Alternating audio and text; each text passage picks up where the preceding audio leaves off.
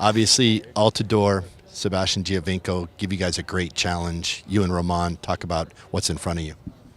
Yeah, I mean they're great players. Obviously, Giovinco's defending MVP, and Josie's been on a crazy run recently, scoring a ton of goals. So they're going to be a handful. But that's what MLS Cup is. It's going to be two good teams going at it. So looking forward to the challenge. Got to always be aware of where they're at in the field. Make sure we're just as physical with him as he wants to be with us, and give him a good match.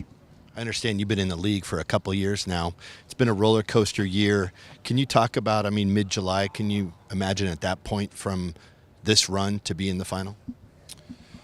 Yeah, it's crazy to look back where we were in July, and everyone talks about the Kansas City away game. To be honest with you, I know it sounds cliche and corny, but we always believed in the locker room that we had a good team. It was just a matter of putting it together. And then Schmetz came in. Obviously you got Ladero and Roman came back, and just the whole kind of culture changed, and everyone bought in, and it's been a pretty special run since then.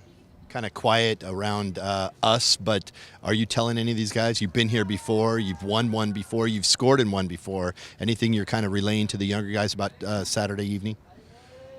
Not yet. I haven't got too many questions from guys. I'm sure as it gets closer, maybe some of the younger guys will come to Brad and I and maybe ask some questions, but it really hasn't been that way so far. They talk about that Roman, that's all right. They talk about that you and Roman are kind of the funny people in the locker room. We don't see that side outside the locker room. Can you kind of let us into in the locker room, Chad Marshall? Yeah, locker room Chad's is a little different. It kind of takes me a while to open up with people, so once I get comfortable with teammates, locker room's a pretty fair game to do some stuff, but with you guys, I'll keep it PG. You've also been rated the best dancer on the team. Would you say that that's one of your strengths? No, I wouldn't call it a strength, but it's a go-to. It's something I can do in the locker room, maybe with not a ton of clothing on to boost morale in certain moments. But I wouldn't say it's a strength of mine. You've won a final. In all seriousness, you've won a final. Where would a win on Saturday be for your career? It would be huge. That's the main reason I came to Seattle.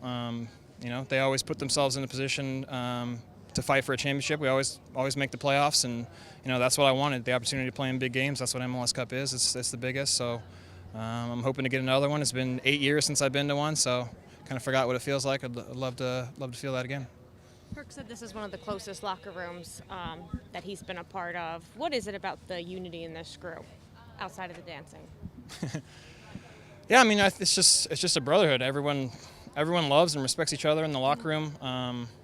I'd agree with Herc's sentiment. It's the best locker room I've ever been in. There's really no two players that don't get along. It's pretty cool, and everyone's getting together off the field, and it just makes you want to fight that much more on the field for the guy next to you, because you love each other.